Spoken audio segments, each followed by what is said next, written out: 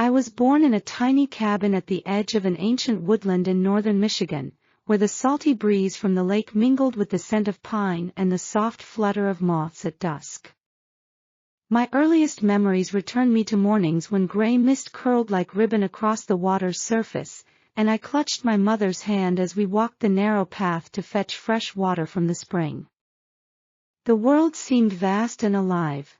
Loons called across the lake, their mournful cries echoing against the shore, and squirrels leapt between branches overhead, rustling fallen needles in a rhythmic chorus.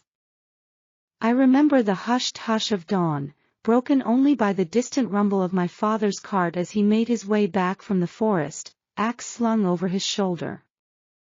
Our cabin was modest, its log walls grayed by weather and time, the roof patched with layers of bark and moss.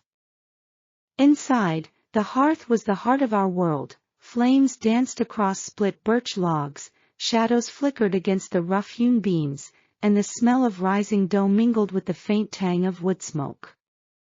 My mother, her hair pinned back with a simple comb, kneaded with practiced hands, shaping the bread that would feed our family through long winters. I sat on a low stool, legs dangling, watching as she coaxed life from flour and water, her fingers dusted with white. Summer days stretched long and hot, filled with golden light and the hum of insects. My sisters and I ventured into the meadow at dawn, baskets in hand, to pick wild strawberries, those ruby jewels hidden beneath heart-shaped leaves. Our fingers ended stained red, our laughter blending with the song of meadowlarks. Meanwhile, my brothers built forts from fallen logs beneath the pines, daring one another to explore deeper into the woods where the air was cooler and the scent of cedar hung heavy. We fished at the lake's edge with rods fashioned from sapling branches, our catch small but fierce, perch with scales that flashed like sunlit mirrors, and fat trout we released back into the depths, marveling at their silver bodies slipping away. When evening fell, fireflies lit the yard in a riot of blinking lights, and we gathered around the outdoor stove on the rocky outcrop by the water. My mother baked pies filled with the day's harvest, tart raspberries, blackberries bursting with juice, and the sweetest wild cherries we'd collected. Each bite was an explosion of summer's glory, flaky crust giving way to dripping fruit, the heat of the oven mingling with the cool breeze off the lake. But idols are fragile. One autumn afternoon, a letter arrived from Detroit, its envelope stamped with urgency. My father unrolled it by lamplight, his brow creased with concern. Had been offered work on Lake Superior's logging drives, a chance to earn enough to secure our future. My mother, perched on a stool, watched in silence as he read, her knitting needles tapping out a soft rhythm on her lap. When he announced his decision, a hush fell over the cabin. I remember the weight in my chest as he kissed each of us, my sisters, my brothers, my grandmother whose eyes glistened with unshed tears, and promised to return by the harvest moon. The months that followed were long and full of longing. My grandmother, her memory sharp despite her years, taught me the names of every medicinal herb she knew, goldenrod to staunch a wound, yarrow to break a fever, and slippery elm to soothe a cough. I helped my mother mend clothes for neighbors, patching gingham and darning socks by candlelight. My siblings and I rose at dawn each day to milk the cow, feed the chickens, and draw water from the well. At night, I lay beside my empty bed, listening for the creak of the screen door, hoping against hope to hear my father's footsteps. When he finally returned beneath a harvest moon, the air thick with scents of hay and burning leaves, his boots were streaked with mud, his face drawn and haggard. He gathered us in a circle, his arms tight around my mother and me, his voice hoarse as he whispered, "I'm home." Yet in the days that followed, I noticed a quiet settling over his shoulders, a somberness in his eyes that no amount of homecoming could dispel. He shared stories of roaring rivers and timber drives, but the spark in his smile had dimmed. Still, for a brief moment, our home felt whole again. I remember one summer long ago when I was 7, sitting on my grandmother Nora's knee as she braided sweetgrass into crowns. The air was thick with honeyed clover, and she whispered that the forest held both joy and sorrow, just like life itself. Her words echoed that day when the river flooded our valley, just as she had warned, carrying toys and memories downstream. In the years that followed, our lives echoed the rhythm of the seasons, each cycle a blend of promise and challenge. We celebrated my youngest sister's birth amid a chorus of crickets, the first swing of my grandmother's 85th year beneath bunting sheds sewn by hand, and the bounty of our garden as beans and tomatoes tumbled into woven baskets. Yet beneath each triumph lay uncertainty. Lumber prices fell one winter, and my father took on riskier work far from home in spring. Floodwaters roared through our valley, washing away the footbridge we'd used to walk to school in summer. Drought cracked the meadow's soil and turned our well water brackish. In the years that followed, our lives echoed the rhythm of the seasons, each cycle a blend of promise and challenge. We celebrated my youngest sister's birth amid a chorus of crickets, the first swing of my grandmother's 85th year beneath bunting sheds sewn by hand, and the bounty of our garden as beans and tomatoes tumbled into woven baskets. Yet beneath each triumph lay uncertainty. Lumber prices fell one winter, and my father took on riskier work far from home in spring. Floodwaters roared through our valley, washing away the footbridge we'd used to walk to school in summer. Drought cracked the meadow's soil and turned our well water brackish. As I entered adolescence beneath the pines, the forest's magic was tinged with the weight of responsibility.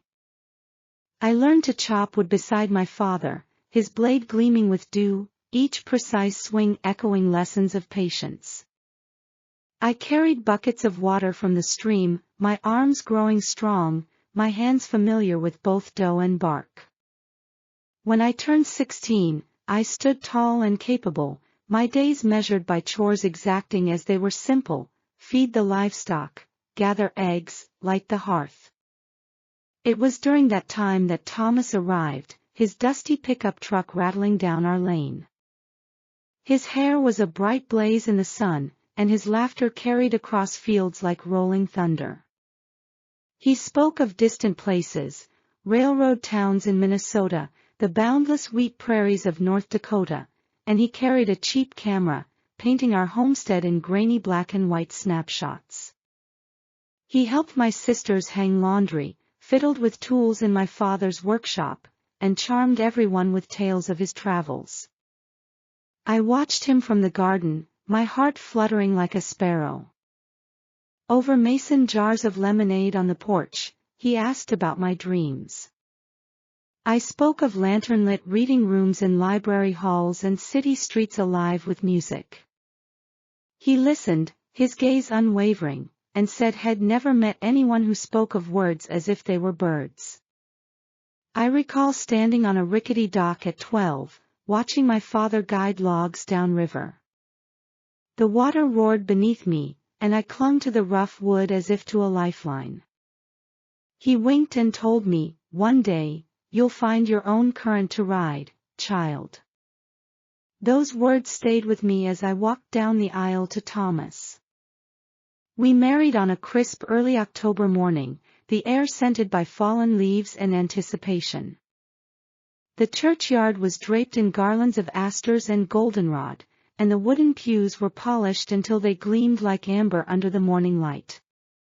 Thomas awaited me at the front, his threadbare jacket neatly buttoned, though the edges were frayed from years of wear.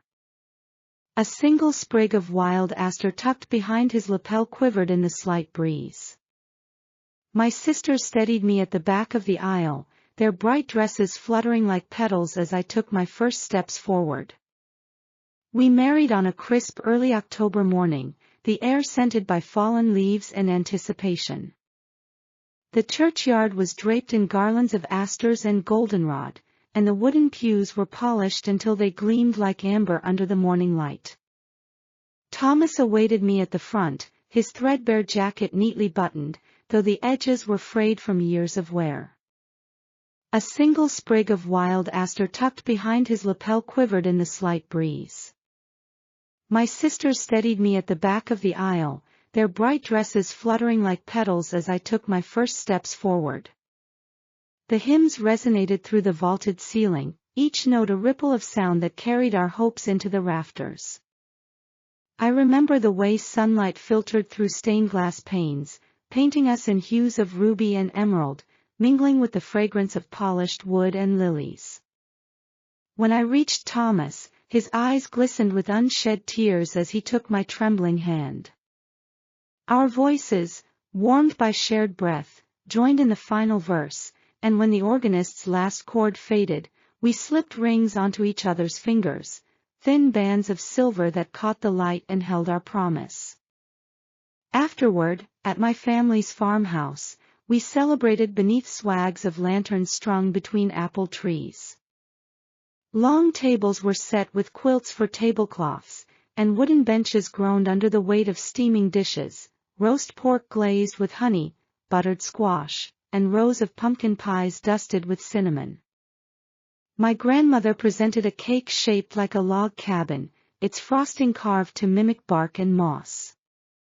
Laughter rang out as relatives recounted childhood antics, and children chased one another through the hayloft, their gleeful shrieks echoing under the open rafters. That night, Thomas and I sat on the front porch swing, the first stars appearing like pinpricks against velvet. He spoke of building our life together, of planting an orchard and raising children surrounded by the same beauty that shaped my earliest memories. I traced the worn wood grain with my fingertips and whispered of my dreams, to write stories one day, to fill shelves in distant libraries. He rested his head on my shoulder and sighed contentedly, the hush between us as comforting as a lullaby. But the currents of life shift without warning.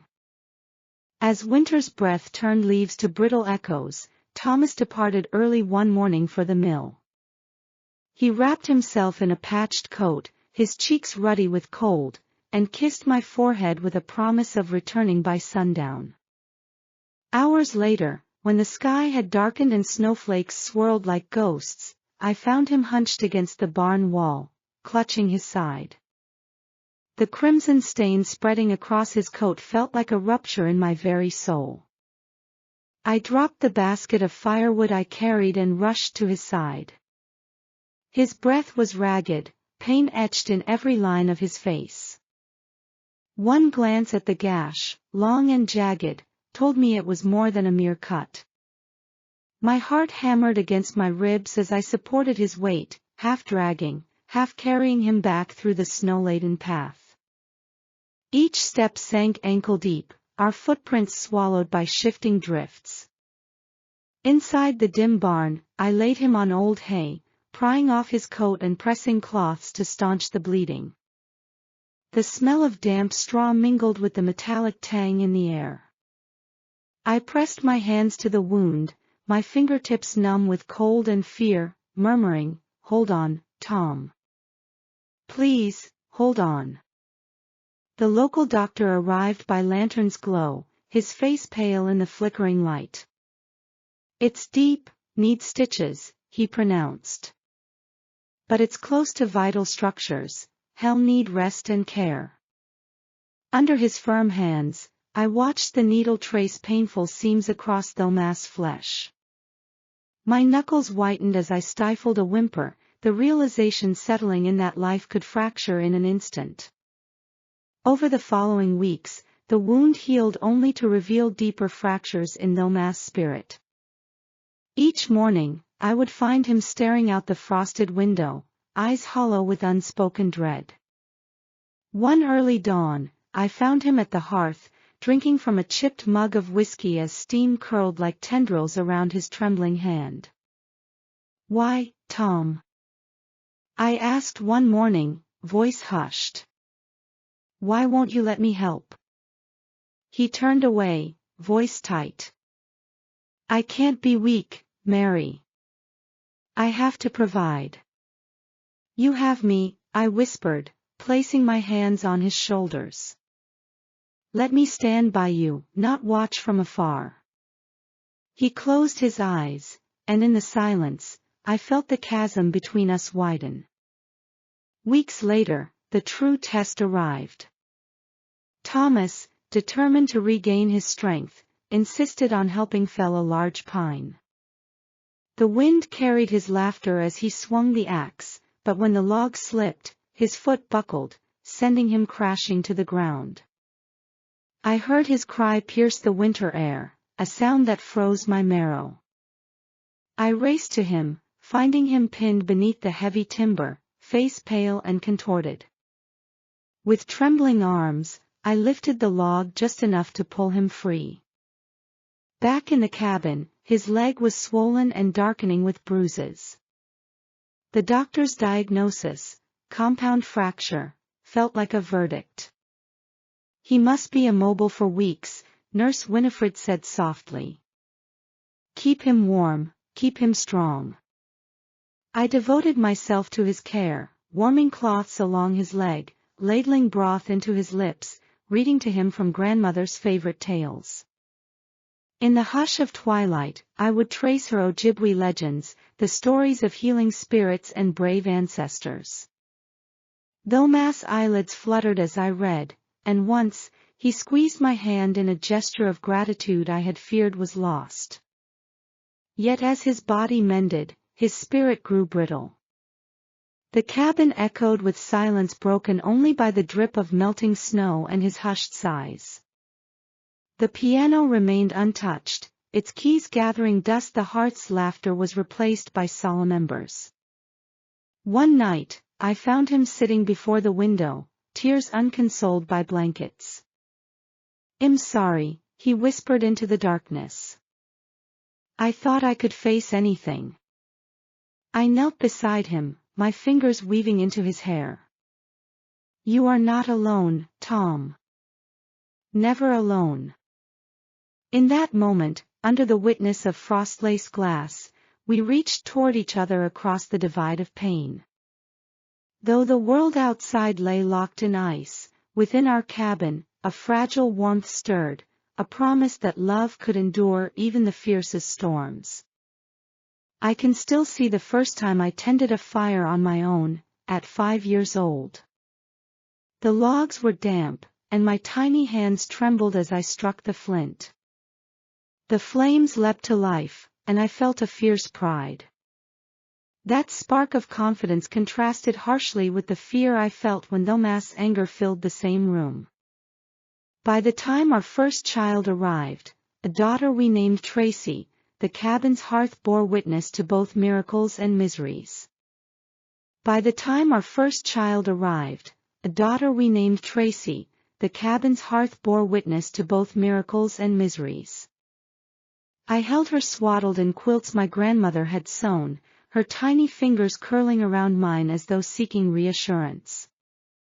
Thomas stood by the window, his silhouette etched against the pale dawn, and for a fleeting moment, hope warmed his gaze. But care for an infant, beneath the weight of Thomas' wounds, felt like balancing on a cracking ice sheet. Nights blurred into dawns as Trace's cries mingled with Thomas' moans of pain. He grew silent, retreating into himself, nursing his injury and his resentments in equal measure. On days when he could no longer work, I watched the lines deepen on his forehead, the shadows under his eyes turning his face into a map of sorrow. When our second child, Mickey, was born in an icy March storm, snowdrifts piled higher than my waist, and the midwife's lamp flickered with every gust. I wrapped the newborn in a blanket patterned with blue stripes, his wail sharp against the wind's howl. I longed for Thomas to cradle him, but Thomas avoided the cradle, his own cradle of childhood now too distant a memory. Our home began to show cracks beyond timber and mortar, cracks in speech, in trust, in shared dreams. The parlor piano gathered dust, its ivory keys yellowing. The garden wasn't weeded, and the hens deserted their nests. My chores multiplied. I fed the children, stoked the fire, brewed herbal tinctures for the mass pain, and by afternoon, my back ached so fiercely I sometimes leaned against the doorpost and wondered if I could stand upright again. The night air was raw, spitting snowflakes like shards of glass against the window panes. I had tucked our children into the corner bed, their breaths soft as whispered prayers. My own heart pounded with the rhythm of a war drum. That leather-bound journal from my grandmother lay hidden beneath a loose floorboard, its empty pages a refuge for my darkest thoughts and most fervent hopes. Thomas burst through the door, each footstep a jarring crack in the silent house. His coat was damp, reeking of whiskey and regret. Shards of broken glass tinkled in his pockets, tokens of his anger from the bar raid earlier that night. His eyes, once alight with dreams, were now clouded pools reflecting fury and despair. "Where have you been?" he snarled, voice thick with liquor. "Don't pretend you haven't been with him and his pretty words." My breath caught. No one else knew of the schoolteacher who had brought me books one autumn, her smile soft as linen. I pressed a hand to my journal's hiding place, fingers brushing its leather spine. "Thomas," I whispered, stepping forward. "What are you saying?" He lurched, his words tumbling into a roar as he accused me of neglect, of wanting freedom more than family. His fist lashed out, knocking a tray of medicinal herbs from the shelf. Glass jars shattered, their contents flooding the floor with pungent aromas of peppermint and lavender. Trassus wails pierced my resolve. Mickey clutched his blanket, eyes wide in the lamplight. I raised the fireplace poker, its iron head cold but familiar in my grip, an extension of primal instinct. When Thomas advanced, the steel held him at bay. I saw the flash of recognition in his eyes, a momentary pause as the anger drained away, replaced by the weight of his own madness. With shaking hands, I turned away, gathering the children beneath thick blankets. Outside, the storm raged, wind howling like a wounded wolf. Each step into the swirling white felt like a passage through fear itself. The crisp air stung my lungs, but the sensation grounded me. I whispered reassurances to Tracy, humming the lullaby my grandmother taught me, an ancient melody meant to summon courage. The trek to my parents' home was a gauntlet through knee-deep snow and biting wind. I leaned on my journal for warmth, its pages fluttering like the wings of a restless bird. The forest seemed alive, branches groaning under snow's weight, yet beneath the terror, I felt a resolute calm. I was protecting my blood, my legacy. When at last I reached their porch, my fingers numb and spirit raw, my mother flung open the door. The glow of lantern light spilled out, illuminating her worried face. She wrapped us in quilts that smelled of lavender and hope. Later, by the hearth's gentle blaze, I retrieved the journal. Beneath my grandmother's loving admonition to write every fear and every triumph, I penned the night's events with steady hand, forging each word into a shield against despair. In ink and paper, I reclaimed my power. The storm outside remained relentless, but within those walls, a fragile sanctuary took root, a promise that no matter how dark the night, dawn would come. Return to roots and rising strength. My parents' hearth was modest yet steadfast. My mother greeted us with tear-streaked cheeks and strong arms, my father's embrace as solid as the oak beams overhead. In those early days of refuge, I rediscovered rhythms of childhood, milking the cow at dawn, shelling peas on the porch, and listening to grandmother Nora's steady voice recounting legends of endurance. I found work at the general store, scrubbing floors until my arms glowed pink, stacking barrels of pickles and soap. My wages bought flour and milk, and my mother's bowls of stew filled our bellies and warmed our bones. At night, I sewed by lamplight, quilts for neighbors in need, mittens for children whose coats were threadbare. Each stitch was both confession and healing. Determined to reclaim my life and provide stability for my children, I rose before dawn each day, slipping into my worn boots and wrapping a shawl tight around my shoulders. The crisp morning air carried traces of frost, and I could see my breath form clouds as I walked the 3 dusty blocks to Mr. Harlan's bank. There, under the watchful eyes of curio-laden shelves and tarnished brass lamps, I presented my case, a modest loan against our family land. My hands trembled only slightly as I signed the papers, the ink smudging where my tears had fallen. With the loan secured, I set about transforming the empty storefront on Main Street into our mercantile. Early fall sunlight streamed through the cracked windows as I scrubbed the wooden floorboards until they glowed like honey. I draped quilts, my mother's handiwork, in place of curtains, and repurposed wooden crates for shelves, sanding away rough edges until splinters no longer threatened bare feet. I pressed fresh pine boughs into corners for both scent and decoration, invoking memories of our woodland home. On opening day, I stood behind a hand-carved counter, its surface marred by generations of use, and set out jars of ruby-red preserves, sacks of golden grain, and bolts of wool in earthy hues. My daughter Tracy, now 10 and curious as a cat, arranged jars in a perfect line, while Mickey, proud of 8 sturdy years, tested the weight of flour sacks with an eager grin. Young Johnny toddled at their heels, his laughter tinkling like wind chimes. Our first customer, old Mrs. Carver from down the road, hobbled in with a faded bonnet and a handwoven basket. She paused mid-step, taking in the sight of a woman standing confidently behind the counter. "My dear," she said, voice trembling, "this is quite the change from the last shop owner."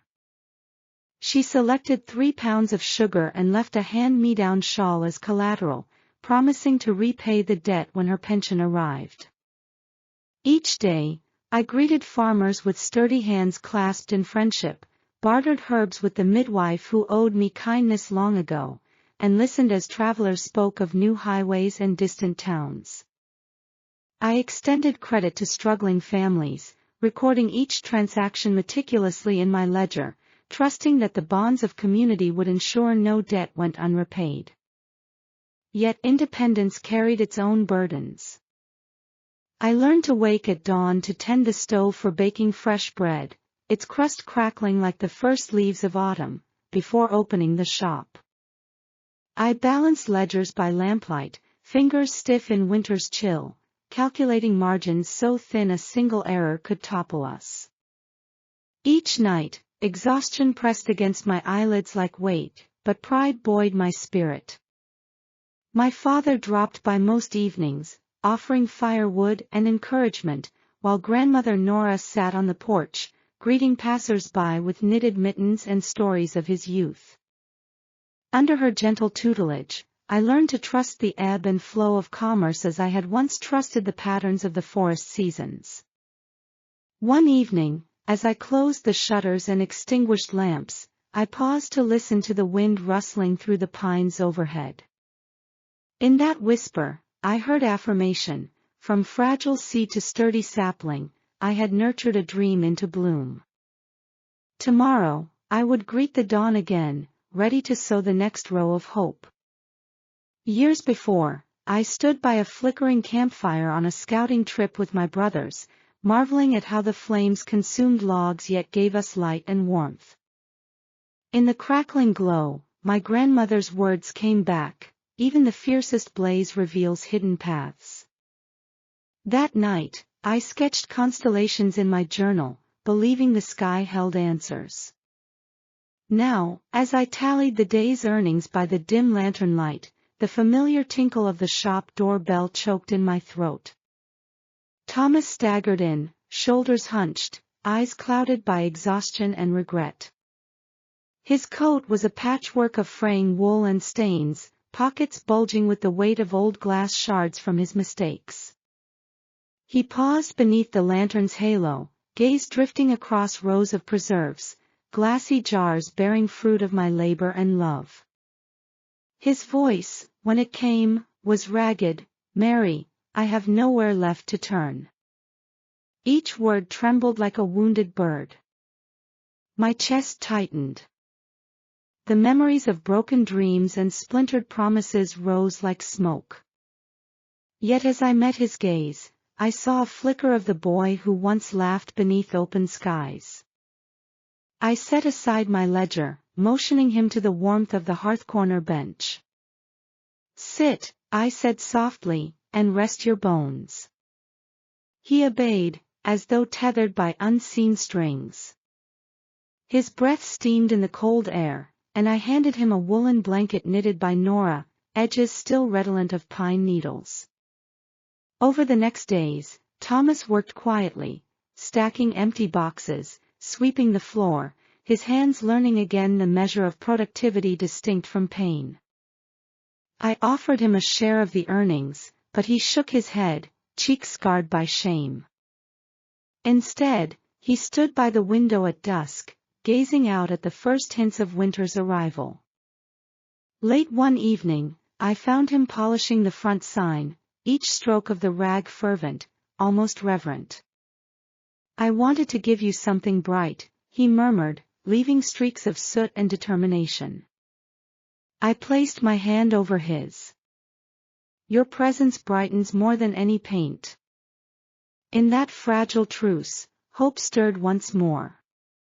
Though echoes of past failures lingered like ghosts in the rafters, our shared labor wove a new tapestry of trust.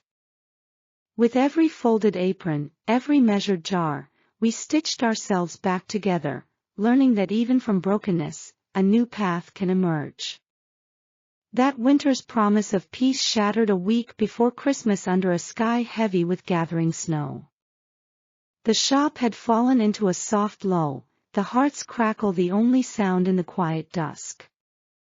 I was counting the day's earnings, pennies and dollars, when the bell above the door gave a strangled jingle. 3 masked figures spilled into the warmth, their breath filmy in the lantern light. They moved with practiced brutality. The taller one smashed the glass display cases with the heavy end of a hammer, shards rained down like cruel confetti. The second snatched jars of plum preserves, the fruit's deep crimson staining his gloves.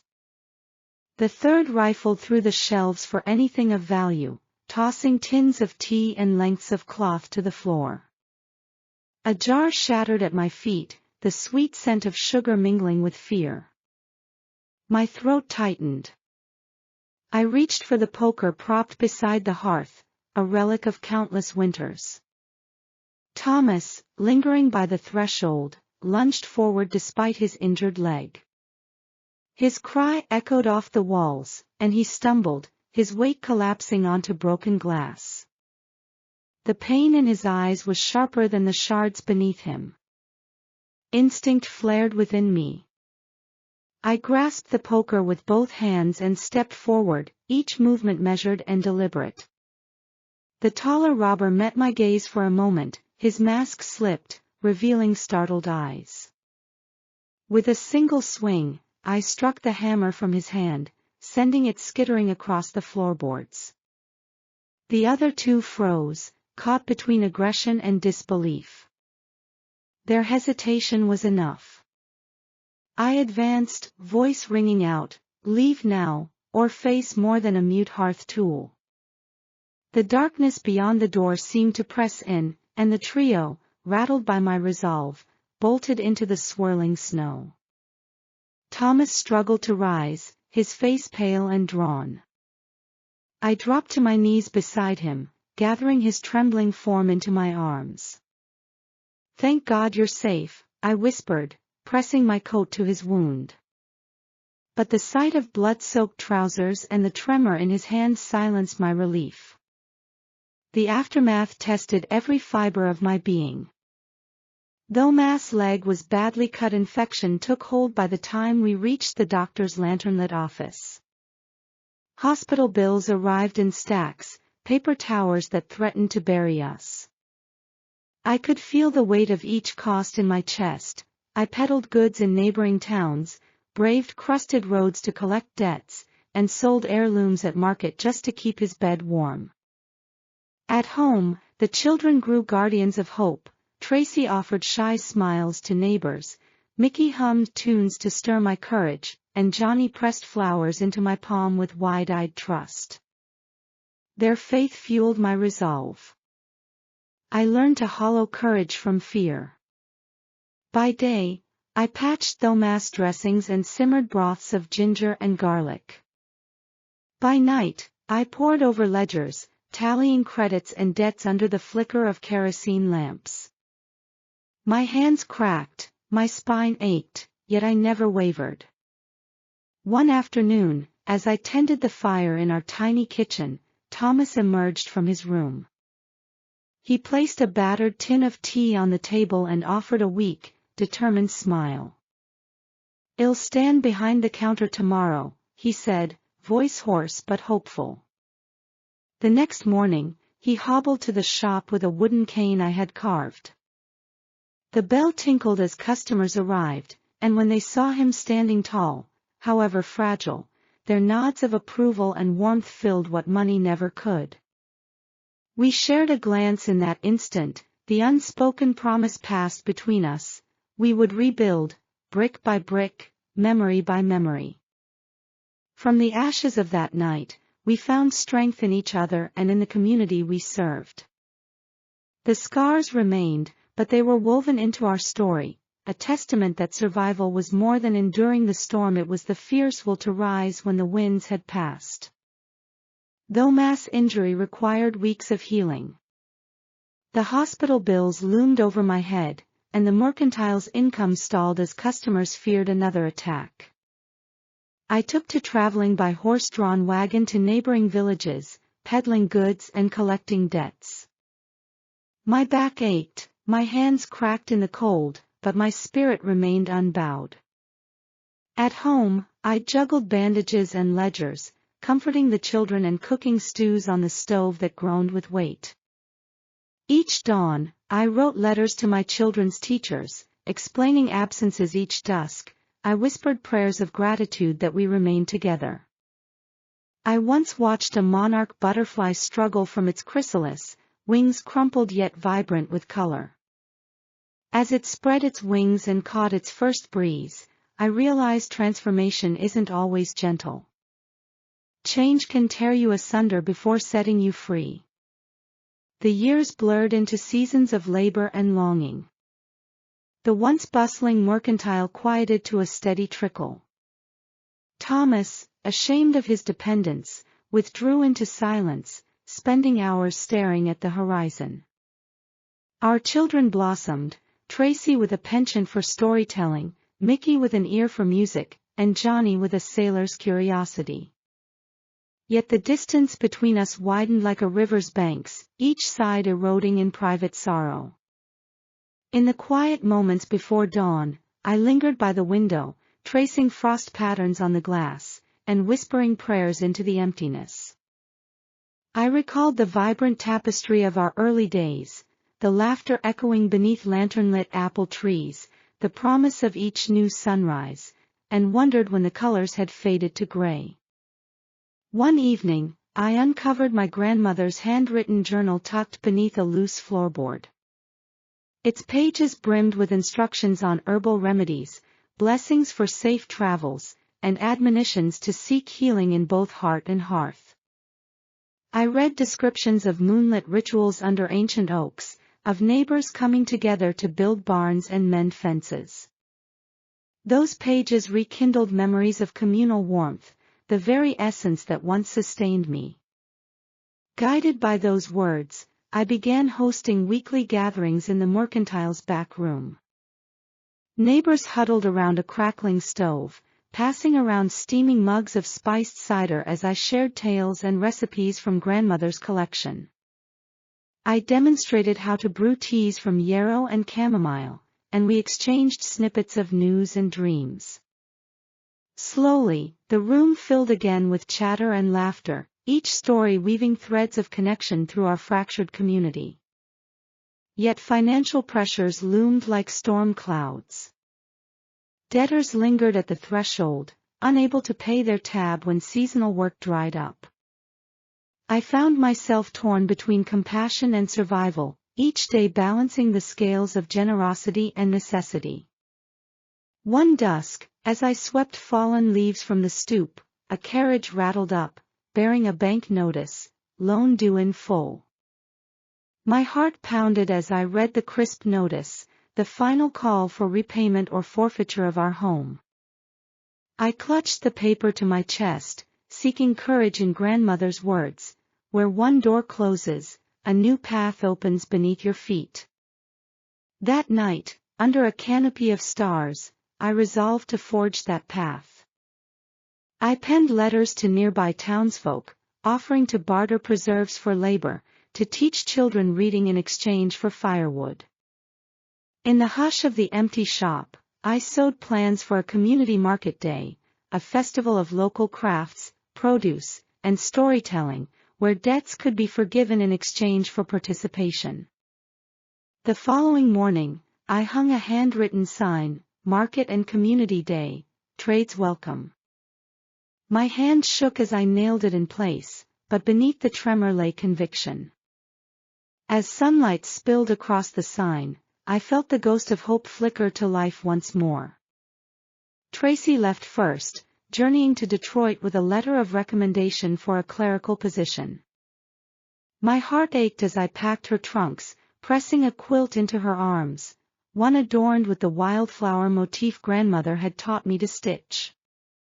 "Write when you can," I told her, words catching in my throat. As the train whistle blew, she pressed my hand through the carriage window, her tear-streaked face etched with determination and fear. In the weeks that followed, I found myself both proud and empty. I visited the mercantile less often, focusing instead on organizing the community market. Neighbors brought jars of honey, handmade baskets, and loaves of rye bread to barter. The event revived our spirits. Children chased each other between stalls, elders swapped tales of old harvests, and the air thrummed with possibility. Mickey followed a year later, lured by work on Lansing's docks. He wrote infrequently, his letters short but reassuring, "Mother, the sea is like home." His words conjured images of rolling waves and creaking masts, but I worried at night, picturing storms that could swallow a boy whole. Johnny's enlistment in the Navy brought a mix of pride and dread. I sewed his uniform during long winter nights, embroidering his initials onto the collar. His last letter arrived on a salt-stained page, "The horizon is wide, Mother, but my thoughts keep returning to you and the pines." I folded the letter into my journal and read it by firelight until sleep claimed me. As each child found their path, I felt both liberation and loss. The mercantile, now a hub of community life, stood as a testament to our shared resilience. Yet the empty rooms